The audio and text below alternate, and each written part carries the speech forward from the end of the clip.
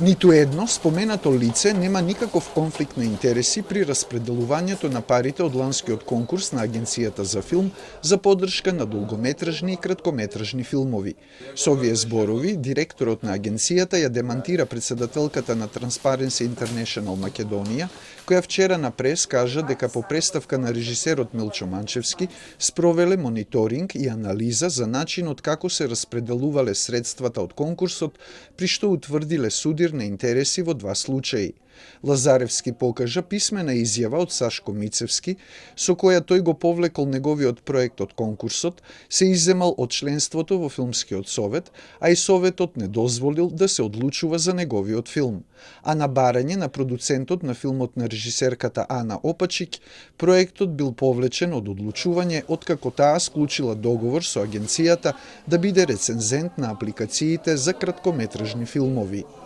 Од моментот кога лицето Ана Опачич склучува договор со Агенцијата за филм за евалуација на истоимените проекти во второк на одлучување,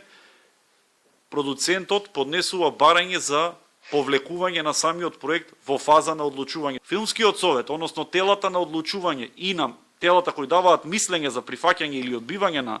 истите тие проекти, не ја земале во предвид изјавата, односно не дозволиле истиот тој